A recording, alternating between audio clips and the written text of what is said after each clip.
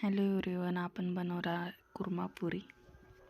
तर इथे तुम्ही बघू शकता, मी लसूण सोलून घेतला आहे, कांदा, टोमॅटो हे सगळं मिक्सरमध्ये याची पेस्ट करून घ्यायची।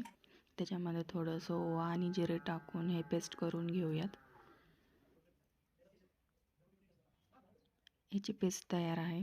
तर त्याच्यानंतर आपण घेणार आहे भाज्या, सगळ्या घरात तुम्हाला आवडतात त्या तुम्ही भाज्या घेऊ शकता। त्याच्यानंतर 3 चमचे दही, त्याच्यामध्ये आपले जे घरातले मसाले असतात, चाट मसाला, पावभाजी मसाला, ब्लॅक पेपर,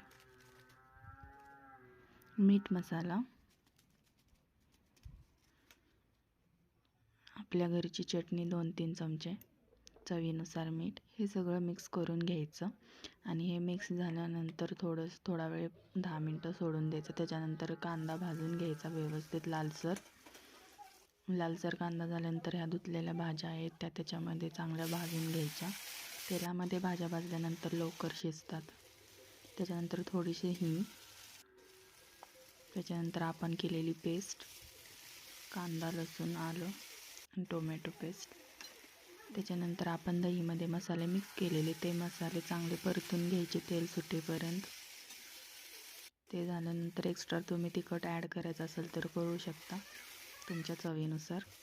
त्याच्यानंतर थोडंसं पाणी टाकून घ्यायचं। मग 5 मिनटं शिजल्यानंतर आपला इथे कुर्मा रेडी आहे।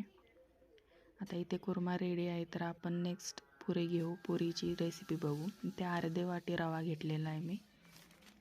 अर्धी वाटी रवासोबत अर्धी वाटी दही, त्याच्यानंतर 1 वाटी आपलं गव्हाचं पीठ, त्याच्यानंतर थोडंसं चवीनुसार मीठ, त्याच्यानंतर थोडा ओवा, त्याच्यानंतर गरम केलेलं तेल ते त्याच्यामध्ये मिक्स करून घ्यायचं, व्यवस्थित मळून घ्यायचं।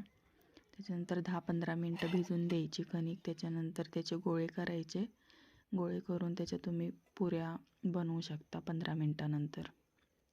आपल्या इथे पुऱ्या रेडी आहेत, तर आपण तळून घेऊयात।